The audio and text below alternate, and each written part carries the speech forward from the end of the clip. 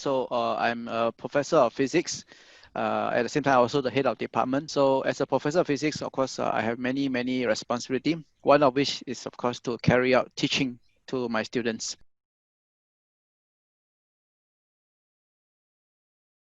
This is very challenging, yeah. During my normal classes of face-to-face, I have all my apparatus. So during the class, when I do a demo, in fact, many times I just pass the apparatus to them. They will physically handle the instrument, feel the forces, see the effect with their own eyes. Yeah. Obviously, through Zoom, it is much harder. Over times, we try to develop ways. So for example, one way I try to involve the student is that I will ask a question, okay, I'm going to do this particular demonstration, but I won't show them the phenomenon yet. So I come up with a poll question. I say, what do you think will happen if I do this? So then the students will think about this. This process of thinking, that means we call it minds on. We already engaged them. So because they haven't seen the phenomenon yet, so they have to commit to a certain outcome.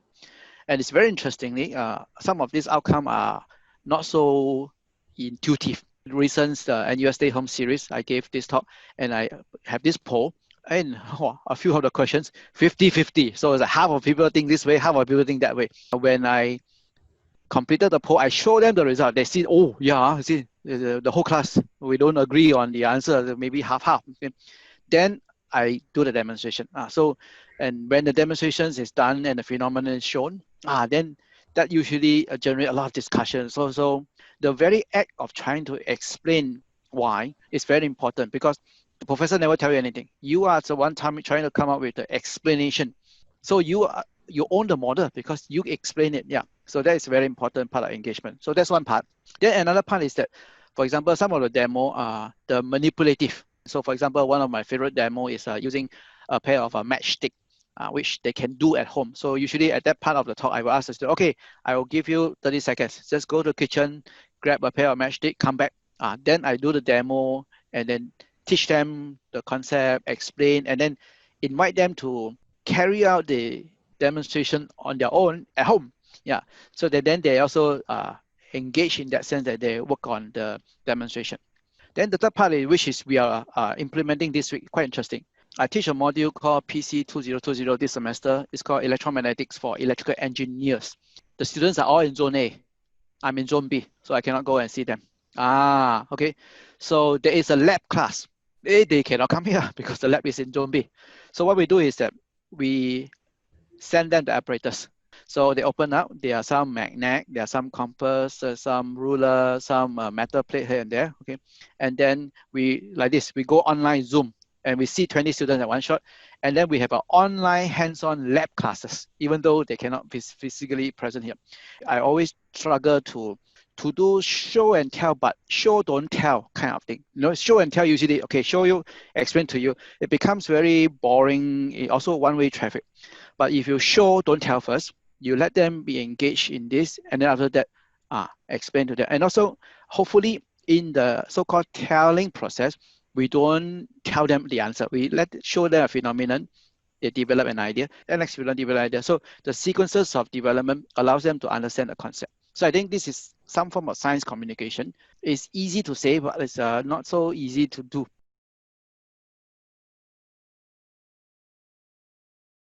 During the more recent e-lecture series on, I think, organized by CDTL, okay, and one of the questions come out was, have you worried about the safety aspect of this that development, which is true, right? I'm a physicist, that's why most of the things that we develop are physics experiment, and which is, of course, not so problematic, because I can use normal item like magnet, plastic, okay, bottles here and there. I cannot say the same for chemistry as well as biology, because, for example, for chemistry, of course, there are still some experiments which you can do with normal household item like detergent, okay, soap bar, all this thing, yeah.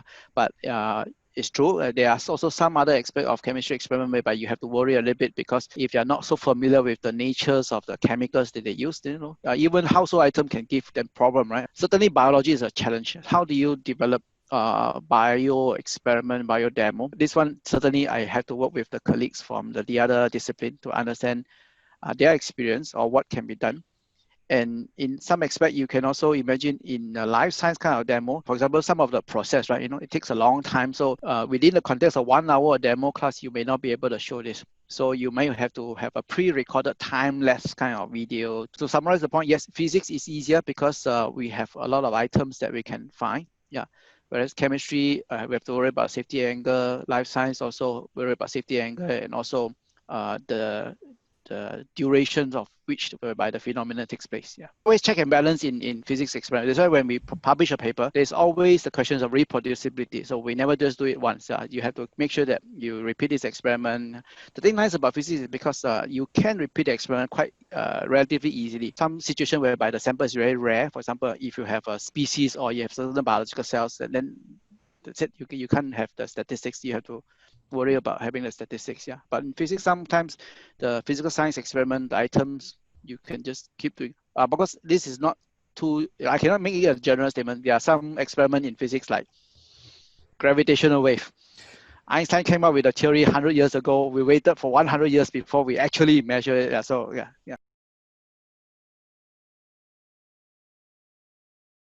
You brought a very important point. I also do not want the students to get the wrong impression is physics is very simple. Okay, can be easily understood without the mathematics, without the complexity. It's not true. Yeah, I always tell the student, I show you the introductory level kind of things. I show you the beginning phenomena so that you see that indeed you can explain physics, understand physics with a very good scientific intuition.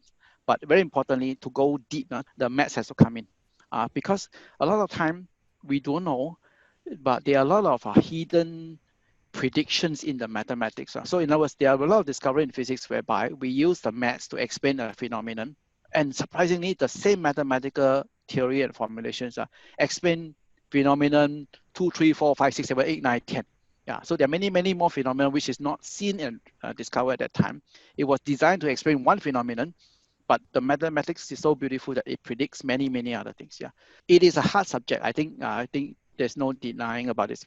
I mean, over the year, the challenge for me is to make the student appreciate that yes, it is a hard subject, but there are ways to learn this. Yeah, memorizing is not okay, but internalizing. Think about the process. Okay, trying to have a baby step one at a time. I understand this already. I can predict the next one. I can make the predict the next one. Yeah, some phenomenon you can give us what we call the first order explanation.